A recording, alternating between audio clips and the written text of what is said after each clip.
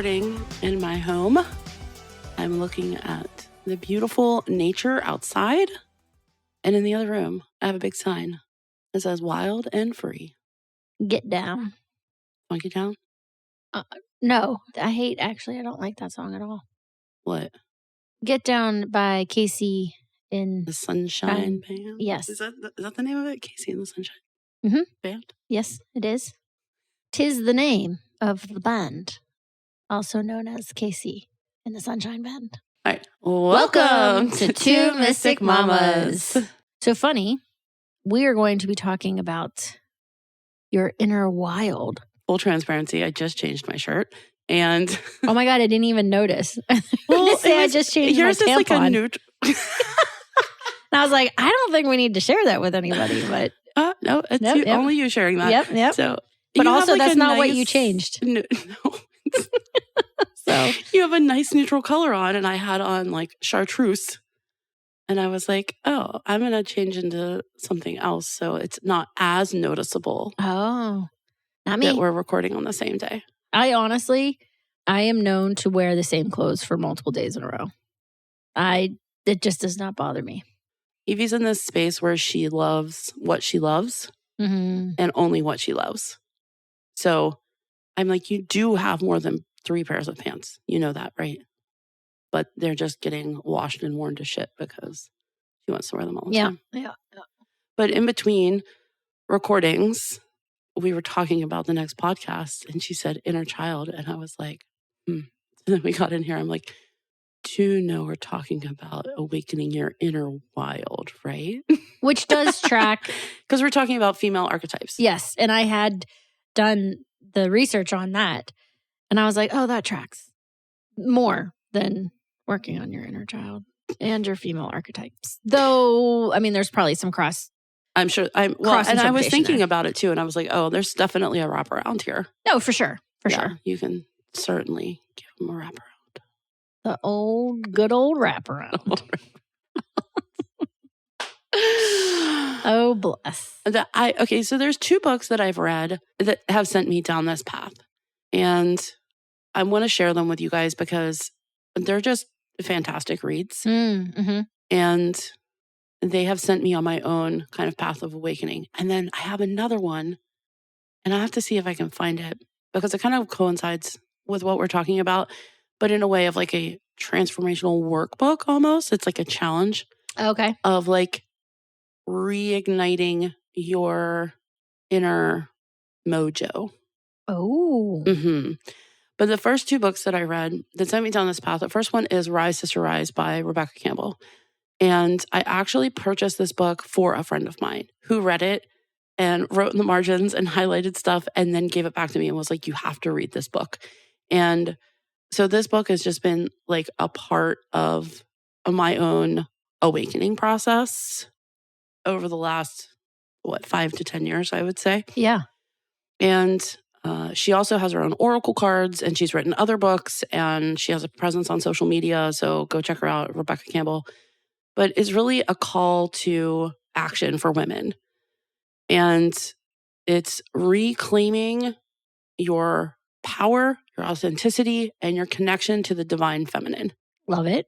And it's an easy read, and it's so fantastic. I just implore you to go check out the book. Second book that we're going to talk about, that is Women Who Run with the Wolves. Ooh. By Dr. Clarissa Pinkola Estés. But this book is a deep dive into the wild, instinctual nature of women. Yes. And all of the different female archetypes and how they've been represented through different cultures in different times. And it is freaking incredible. Mm-hmm. It's like a historic book. Charlie bought it for me. He heard about it on a podcast with a member of a band who I love, who has since disbanded. It was called Honey Honey. And he listened to some podcast where the female singer from Honey Honey was talking about this book. And he was like, Kristen would love this. So he bought it for me. And I was like, oh. Yeah, that's a good find. Yeah. So good. It is, it's deep. It's a game changer. You can't just sit down and read it like a novel. Like it's one of those books that you come back to. Yes, I continually come back to it. I have multiple pages marked in there. It is hard to read stuff when you realize how our society is structured in a way that is counterproductive to our very nature as women. Isn't that interesting to think about? Yeah, how we're so shaped and molded, and how, that just comes into play over time. I was going to ask you a question about like just books in general. Do you ever find that with a book like that particularly, that based on like any given day that you're having, that you should just open it up to whatever page it lands on instead of like flipping through and like looking at the table of contents and then being like, oh, I think that chapter resonates. Instead, it's just like, bam. 100% I do that. Yeah. Yeah. I love that exercise. It's just like listening in. It's like your subconscious allowing it to just let your intuition guide where you need to go, what message you need to receive. We talked about that in our podcast about tapping into your intuition kind of in our earlier days. Yep. And if I remember correctly, the recommendation that we gave was to go to the library and select a book. There's a message in there for you. Yes.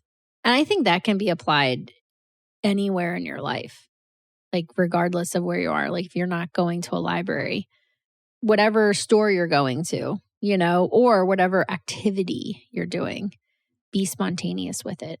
Well, I think the one common thread between both of these books and how I generally feel in my own human experience right now is that they are about radical transformation. So we've done a podcast on radical acceptance, right? And the idea, we look at the word radical, and it's something that is looked at with a negative light in terms of that word. But really, it's a departure from the normal. From everything you know. Everybody is filtering and funneling you into. Right. It's a departure from that. It's okay to think outside the box, to color outside the line, so to speak. And that can be radical transformation into actually trusting your own sense of self, your intuition, and how you feel on a daily basis. Yes. I would say if you found our podcast, you're probably on a growth journey.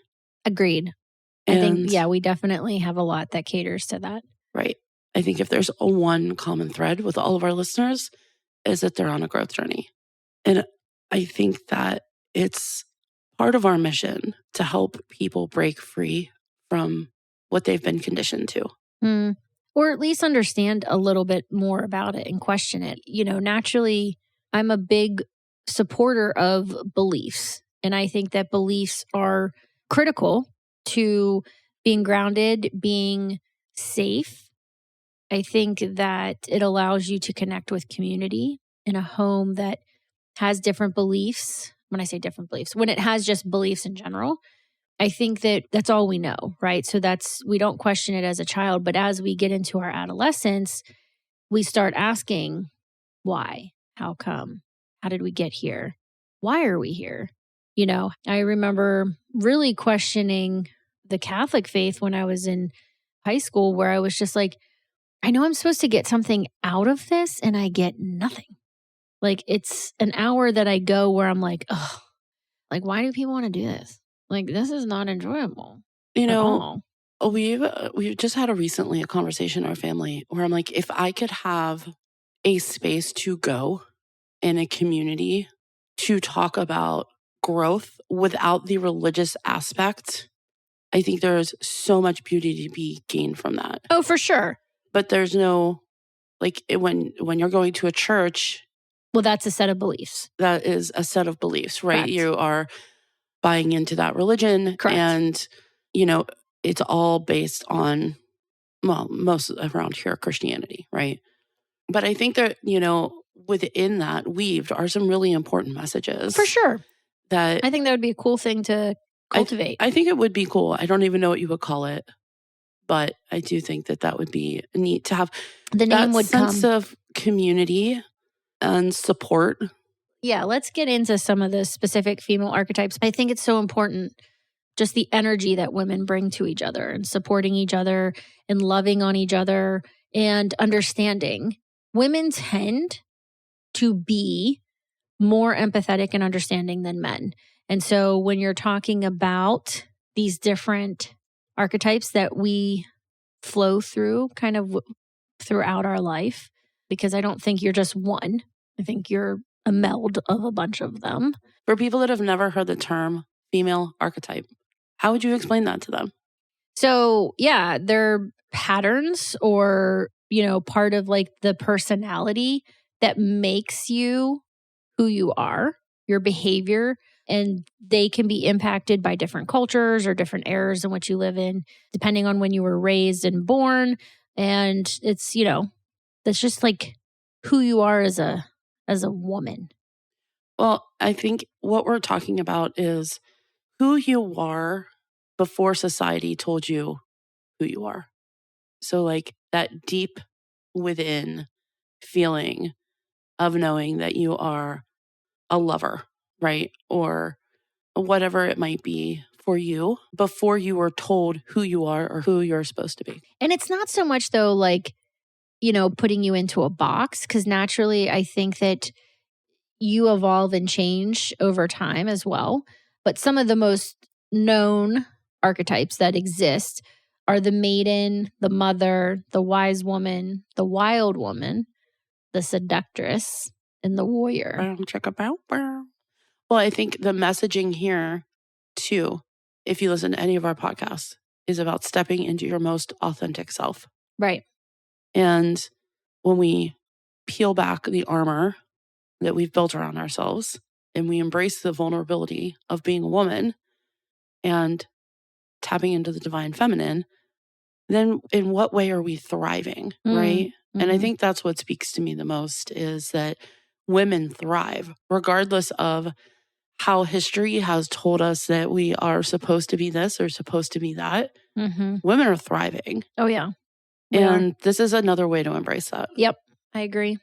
And the thing that it's such a threat to men, especially, but even to like other women, and I think it's breaking down those barriers that just because we're standing in our power, we're not threatening anybody.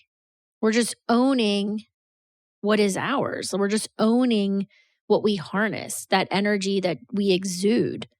And I think that that is a key message too, because how many times have you throughout your journey stepped into something and have somebody diminish or cut you off at the knees and then you have to like rebuild yourself again and how great it would be if you had somebody on the other side that also was like high-fiving you and like, yes, let's go.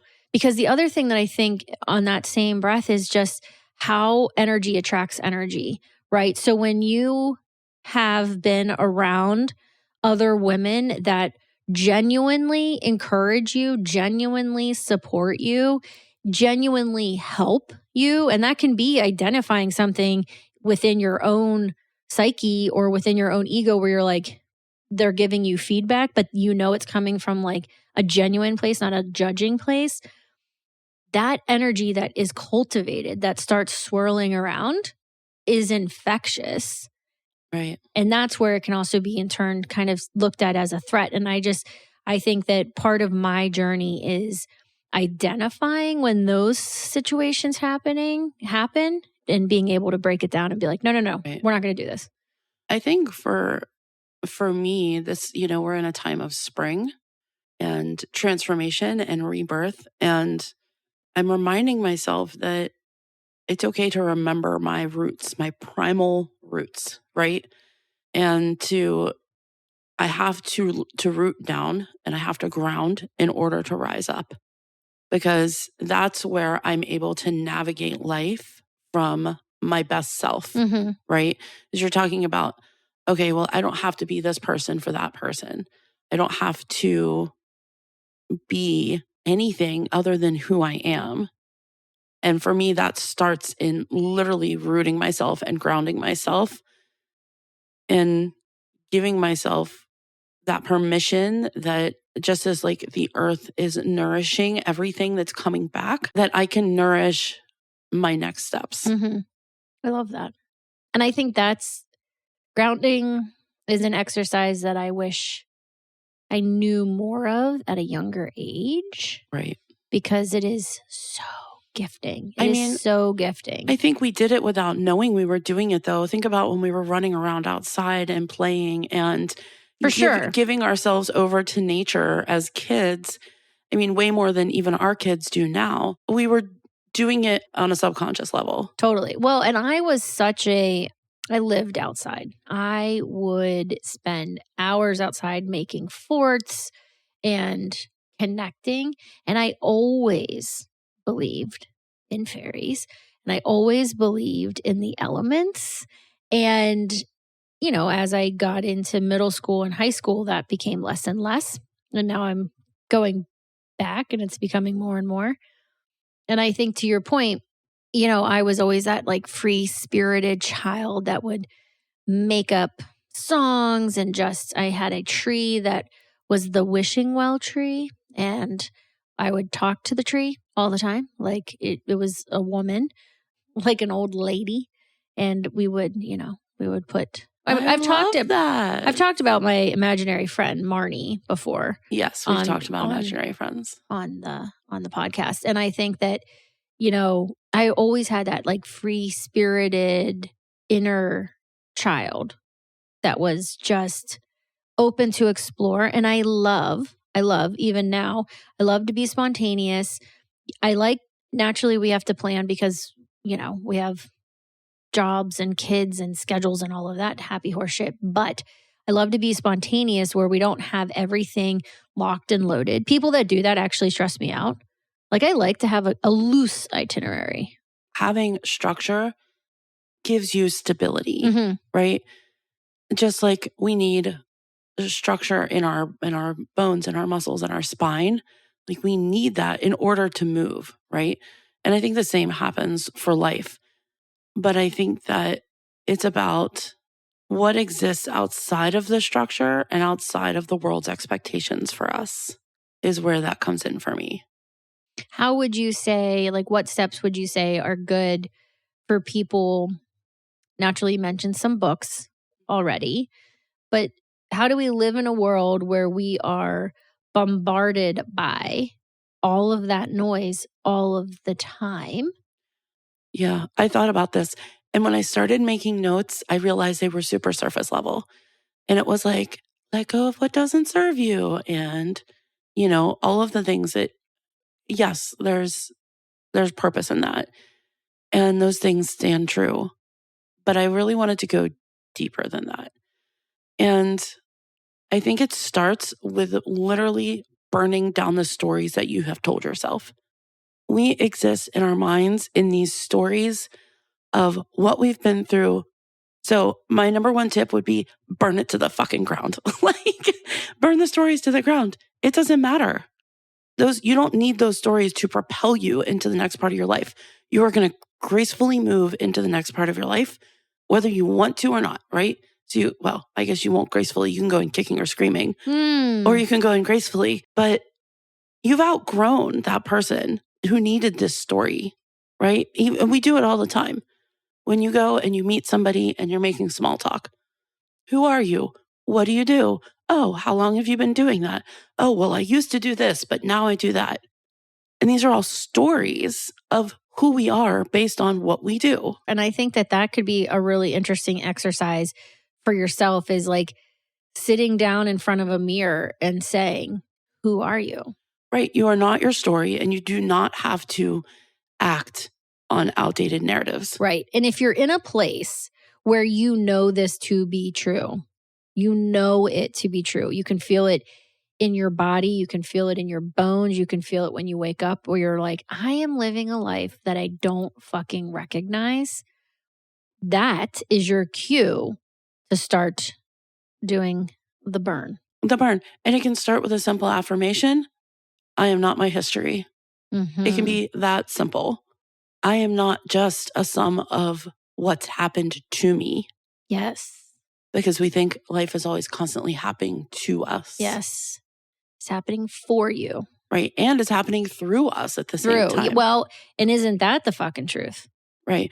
And I mean, you can literally have a burning ritual for this where you write down Oh, like a physical you burning. can have that, right? Yeah. I mean, burn it to the ground in your mind and just step anew. Even if you don't want to do a ritual and you're like, no. Yeah, just do a not me. visualization.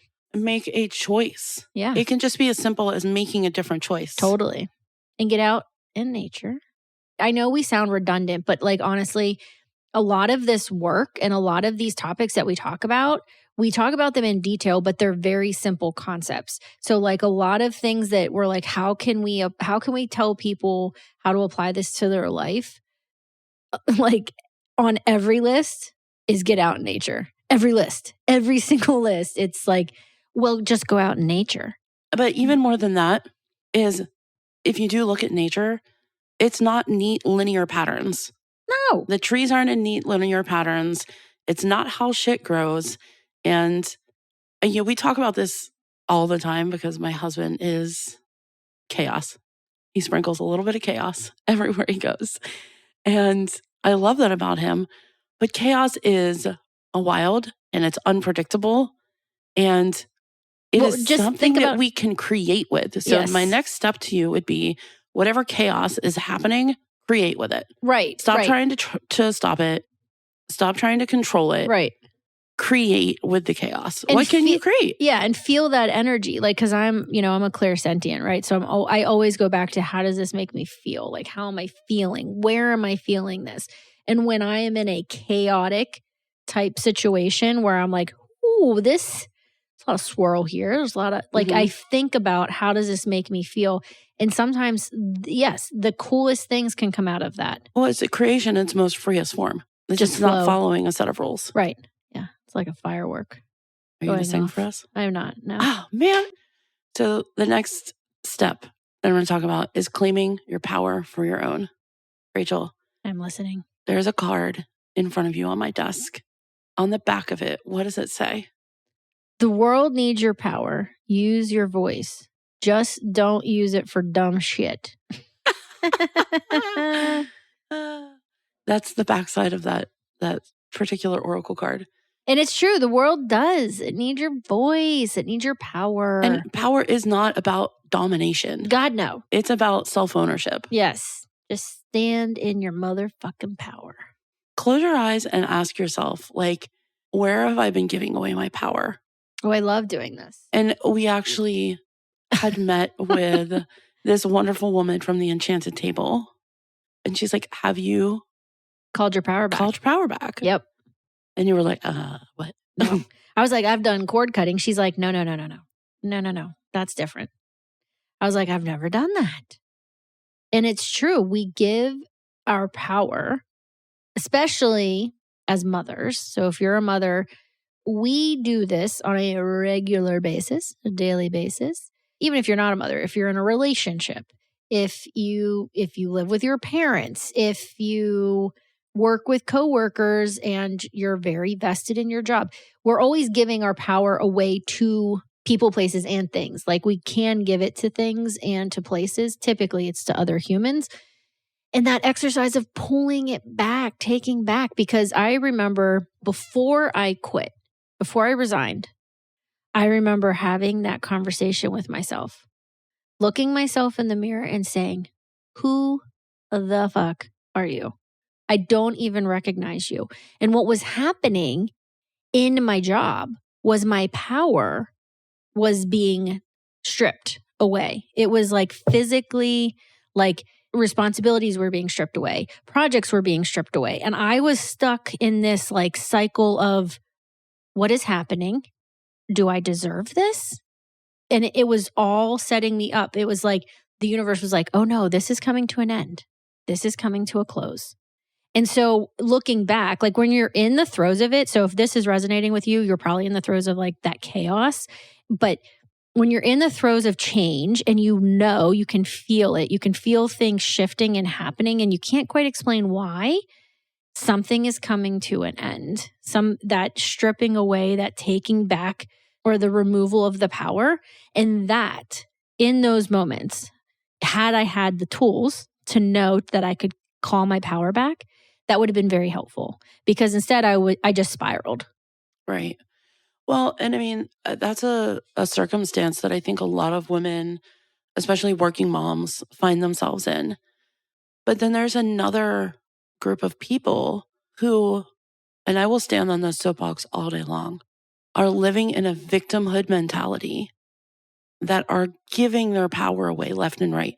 Every time you blame this person or that person or your job or this circumstance or that circumstance or the fucking weather for whatever's going on in your life, you have given your power away. Yep. Whatever is going on in your life is not solely a function of somebody else doing you wrong. And if you believe that, then you are going to be powerless. Well, you're also going to continue the fucking cycle. I'm finding myself reflecting back, like, because after all of that happened for me, I was like in this state of like disbelief and in this state of despair. And I chose to be there because I had to be there, again, because I had to go through it to reach the other side. Right. And now, like almost 2 years out, I'm like, oh my God, it was so beautiful. It's fucking science, people. Well, mixed with magic. I'm also going to put it out there that you can call your power back sexually too. Oh. There are a ton of women out there that are very unhappy sexually, whether it's with their partners, lack of partner, whatever's happening. You can stand in your power sexually to say what you want, how you want. I would also implore women, if they're listening to this, to explore their sexuality, because that's another place where, as women, again, depending on how you were raised, there are a lot of beliefs around sex. Oh, yeah. Being sexual, a lot of shame, a lot of guilt. Naturally, I'm speaking. My voice right now sounds like one of those phone operators from the 80s. I mean, it really or 90s. does. You should give me your best. Welcome. Yes. See, I got her. She's excited. But I now. do think that I like where we're going down with this, because I think standing in your sexual power that's a tough one for a lot of women. Some of it comes naturally. Naturally, it comes naturally. How many times can I say naturally? But I feel like naturally. Well, that other book that I was talking about, that of course I can't. It's finding or embracing your inner mojo or something. It's somewhere in this house. I will find it. That makes me think of one of my favorite songs. Talks about that. It's like a 6-week transformation process. Okay. And she talks about claiming your sexuality. You should slow it down for the people in the back. So she talks about how to do Okay, sorry. I can't even help. It always makes me think about Finding Nemo, where he's like, I speak whale. I'm going to find the book and I'm going to link it for you guys. Because she does go into talking about masturbation as well. I'm here for that too. And well, how important that is to know your body. Yes. Yeah. Explore your body. And the other thing I'll say about that, though, before we pump? That is not the word I was looking for. Before you kept pumping there. Is I think that having somewhat of a routine for yourself, I think in that area is, it's super healthy, but I think it's important because, it's one of those things that, I'm in my 40s. I've been in a monogamous relationship for almost 20 years at this point. And I am now able to, Jeff also knows what I like, what I need, all of that. But I feel comfortable talking way more about that, what comes with my body, than I did in my I was so fucking clueless. So clueless. And you think you know what you're doing. You don't fucking know. Oh, God. No, and not even a little bit. But also, if you are in a relationship with someone, prioritizing that is important. And you can claim your power back that way. Yep. If you have sexual trauma, I would invite you to explore this with your therapist in terms of claiming your power back. It is extremely strong and extremely effective. Yes, because I think we are sexual beings, and naturally it pains me to even think about people experiencing sexual trauma, of course, because that just like hurts my heart so much. But there's so much beauty and amazingness that comes from being a sexual being. And so I think if you know that that's already on your plate, there are ways and there are professionals that can help you work through that so you can get to a place where you do feel comfortable and you do have that power back. Well, and I think that can be really beautiful. And I will say too, I'll just put it out there, if this is a trigger for anybody, Pittsburgh Action Against Rape is an amazing organization that's here locally. If you have experienced any sort of trauma like that, I would implore you to reach out. They have all sorts of resources. Yeah. They're definitely, and again, that's a choice too. Like life is happening for you. Even these unbelievable, heavy, deep, terrible, issue, like events. If you are truly standing in your power, what does that look like? Who does she look like? And I often do that with myself. Such a great exercise. And then I will go stand in my physical mirror and then take that visualization and almost transmute it into my own body and love on myself in that way visually. Yes. So that I'm not looking in the mirror and breaking myself down. Yes. Yep. And it's so important to do the work in this way, for sure. Well, and I think this leads us to what I would do next, and that is reconnecting with that wild, untamed woman within you. There is a wild woman that is inside of you that is alive and ready to run free. She does not want to be held back by the rules that society has imposed on her. Who would you say out of the archetypes you probably resonate with the most out of those 6? Ooh. So I just held a workshop actually about embracing your inner goddess. And I feel like we were talking about this in the group. I feel like I resonate with the healer, with the sage mixed in. What about you? Yeah, I think I blend. I think the healer, I think the wild woman, and the seductress. I feel like I'd like to work more on the seductress part of things. That'd be a place I'd like to just put some more energy. Yeah, I would agree. I would like to work more on the seductress side. I think I've gotten out of it since my body's changed after having babies. I think you go through cycles. Yeah, I do too. Yeah. Especially as women going, headed towards menopause. Yeah, headed. There we go. Full steam ahead. I love the train we're on. Do you? It's not a train that I chose to be on. I mean, I guess I don't know. I might go a little bit deep, but yeah, no, I'm on that train.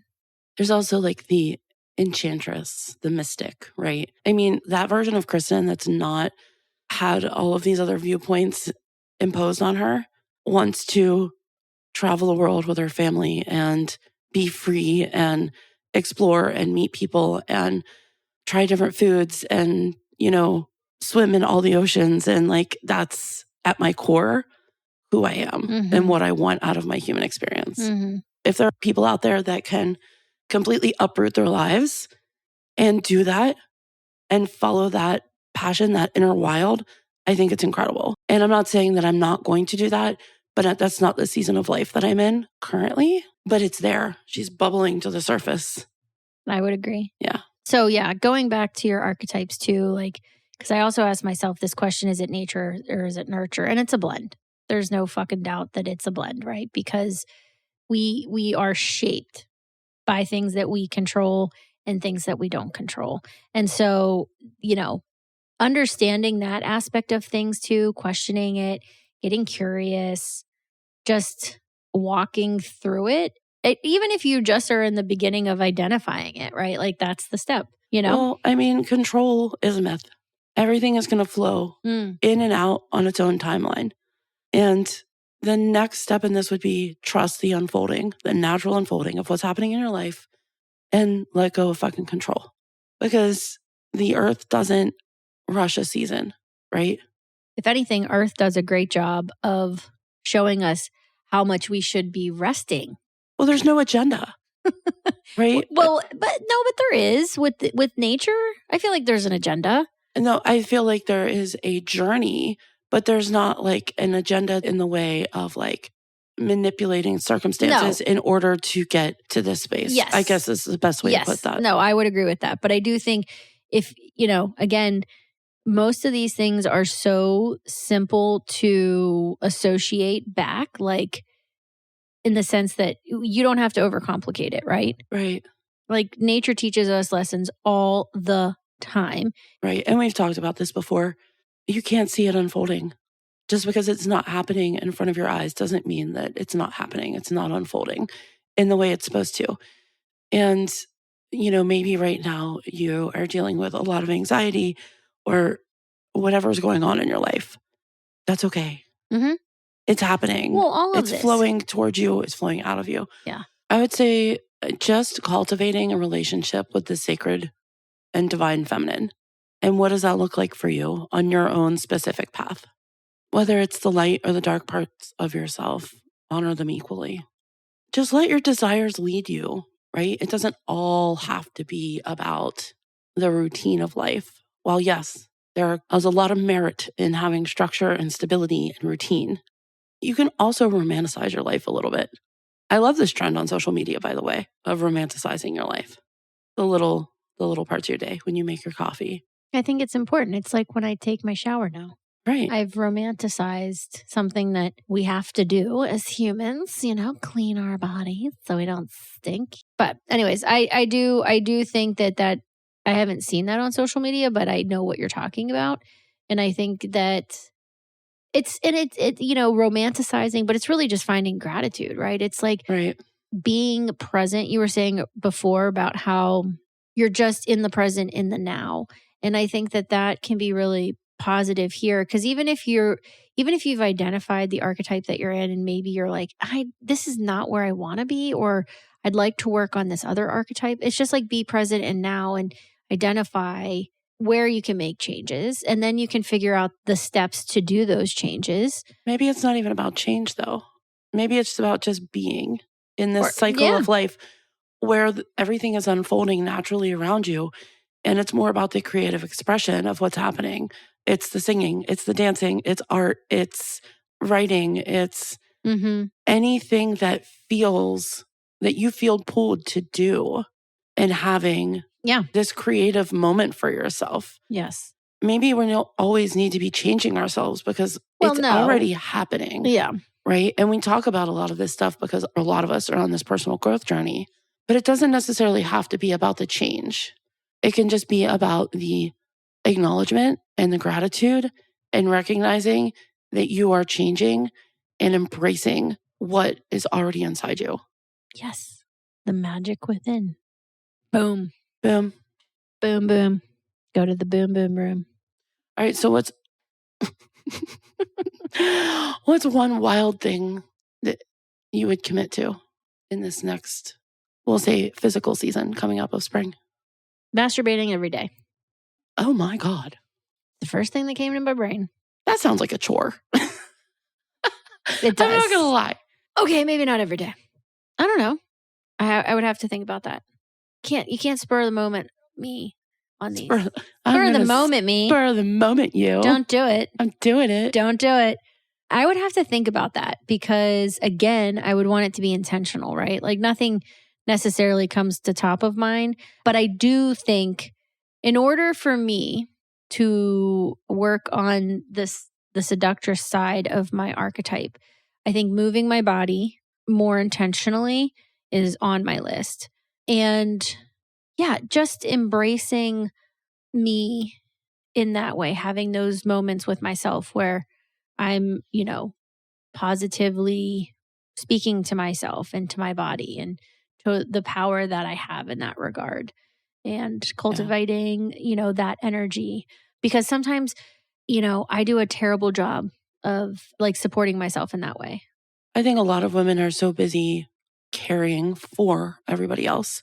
It's really hard to even take time to acknowledge, let alone support. And if you're feeling the same way where you're like, I don't know, what wild thing would I would do? Like, the question I would have you ask yourself is, what part of yourself feels caged and how would you set her free? Like, is there a part of you feels locked away somewhere, like you just can't get to her right now because of time or circumstance or whatever it is. Yeah. No, I think that's a good question to ask. What part of yourself feels caged and how do you set her free? I love that. That's where we should Sign off. Mm-hmm. Thank you guys. I hope you go find your wild, inner, amazing selves. What is locked in a cage? What needs to be free? Let us know. Report back. Yep. You can send us an email at twomysticmamas@gmail.com. That's TWO, mysticmamas@gmail.com. Thank you very much. Bring it right back. Yeah. Hello. That's hilarious. Go. Oh my God. That made me instantly think of roller skating. Oh. Can you get to the flow? Drop it down. What? I don't know.